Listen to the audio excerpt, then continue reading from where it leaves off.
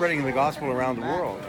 And here we are at George Washington's house. Everything was impossible for George Washington. There's no way that the American Revolution could have been a success. But he admitted that it was only by divine providence. In fact, at the end of the war, he told one of his colonels, there's no way we could have won this except by divine providence. You'd be a foolish man to think so. And so God's providence did intervene again and again and again in this war, and we won. Well, the same has been true throughout American history, and I've been teaching this for 43 years, full-time, in hundreds of seminars and stories that we can relate again and again and again. God has come to our defense when we didn't deserve it.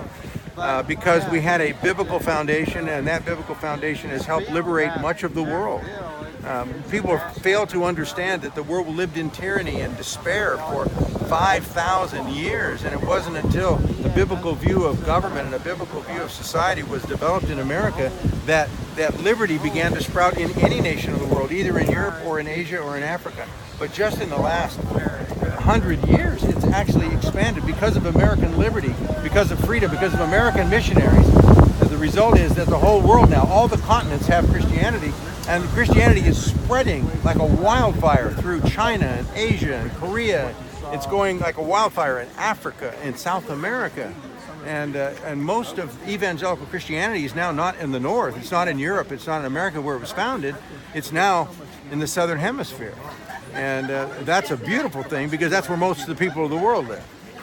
So I believe that the gospel is spreading and the victory is coming, and we should not be discouraged. But we don't hear it because all we do is watch Fox News or CNN. And what do you find out? You find out it's all bad and how many died that day.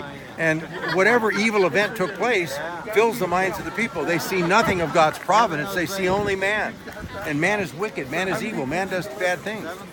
But the reality is the best things that are going on are never reported.